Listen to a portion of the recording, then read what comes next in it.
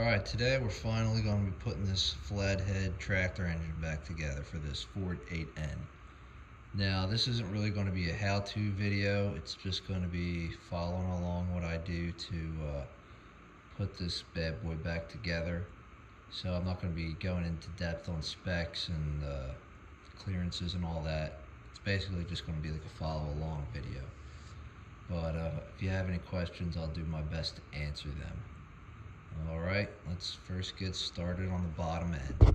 So first things first, we're going to check the clearances on the crank. Now, the engine builder did tell me this was ground 20 under. So that's what I ordered, is 20 under main bearings. So I'm going to start by measuring this guy. I'm not going to show you measuring all of them, because that would be the same thing over and over again, be repetitive. So this little knurled bit right there goes right in there and matches up there.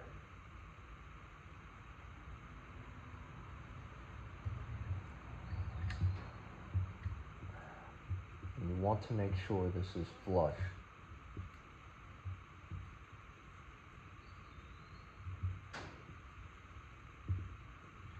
That is very important. Alright, there's that. And the cap, just take that notch right there, again, as you can see. Line that up, roll that in. Make sure everything is lined up nicely.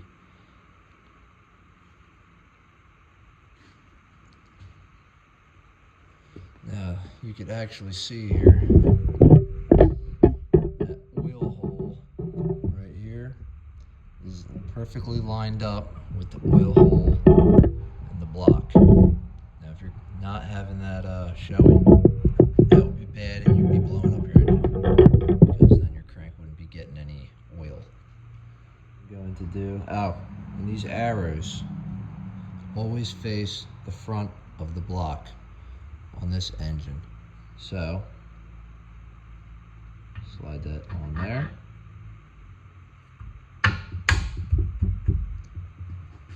Take the two castle nuts.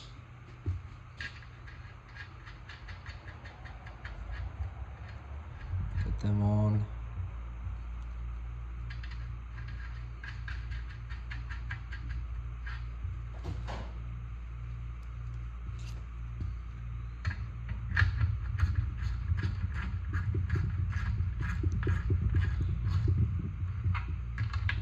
Here.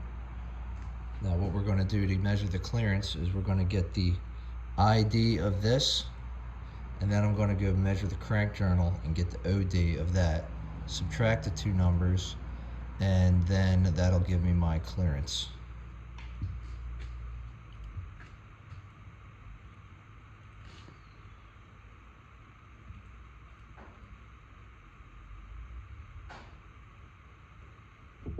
Now I'll get the OD of the crank journal.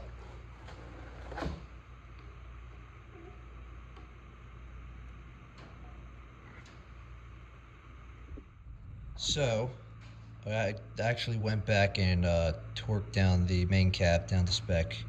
Forgot, you definitely want to do that to make sure it is the proper.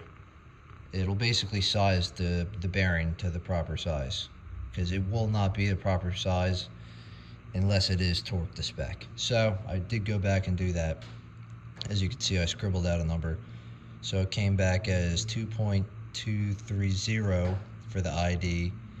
And according to the spec book, this crank is, I did go through and measure all of the journals, and it is perfectly 020 undersized. So the OD is 2.228, which leaves us with a 0.002 clearance, and the spec is 0.001 to 0.0025. So the third main cap is within spec. So I'm going to go and check the other two, and then I'll come back when we're installing the crank. Alright, so now that I have checked the specs on all of the clearances for the crankshaft, now I'm going to put in the rope seal right here, which would be your rear main seal, at least the top half of it. Now that is a dry rope seal that you get in the mail, so you have to have it sitting in some new motor oil for at least 24 hours, because you do not want to put that in dry, because that will 100% leak. Alright, so I'm gonna grab it here, try not to spill everywhere. Now there's two thicknesses. The thick one goes up at the front with the inside the timing cover, and then this guy goes back here. The other half of both sides is going to be inside the oil pan. Alrighty, notice how I'm wearing gloves, because the main aim of the game here when you're rebuilding an engine is cleanliness, and some more cleanliness.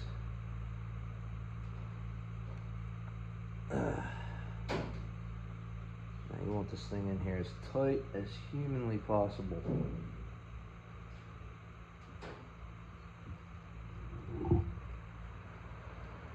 Alright, looks pretty good. I see the oil oozing out everywhere. Some more oil on there. Now here is our oil pump all ready to go back together. I primed it with some assembly lube. As you can see in there, got the gasket on there, and I've got this all tacked up with some grease to prevent that gasket from getting destroyed if I ever have to get back in here again, which hopefully I never do. So let's stick this cap on.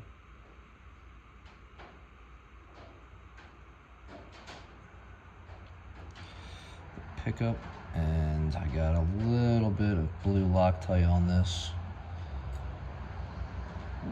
because originally this had mechanic wire, safety wire, wiring all of the bolts together, but since we live in the 21st century and have access to thread locker, we're going to use that.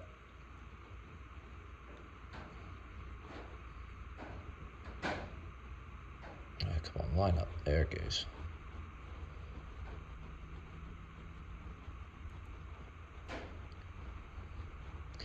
And plus, the engine shop forgot to give me back my bolts, so I had to go get new ones. So these ones don't have the holes in it to run the mechanic wire through it anyway. And these get torqued down to, I think, 15 foot-pounds. Alright, so I'll go torque that down, and I'll get right back to you. Alright, so you can actually see the outlet of the pump right here. And I'm going to shove some more assembly lube in there, because you really don't want this starting dry. Dump some in. Alright, some more on the bearing. Spread that all around.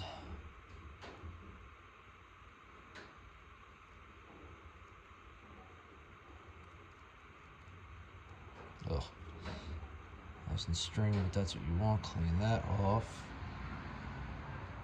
And install this bad boy.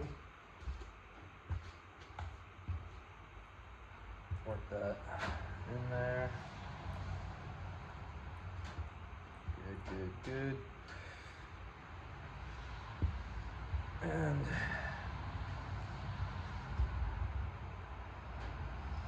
there we go.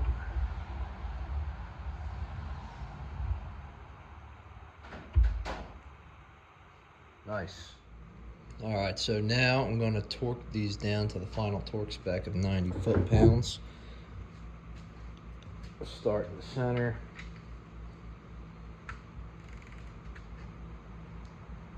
Okay, now I got these cotter pins ready to go. And we're just going to slide them in, castle nuts on the main caps, like so. I might have to rotate this crank to get this one all the way in. There. There. Pull that, bend that down, and I'll just cut the excess. And that prevents the nut from backing off. Simple as that. Alright, now that they're all installed, everything's torqued to spec, cotter pins are installed. What we're going to do next, always test rotation of the crank to make sure nothing's binding. And that feels nice and smooth. What you want to do is test this at each interval after each piston is installed to make sure that nothing is binding and everything is rotating smoothly and freely, so you know if there is binding, you know where you have to look to fix that.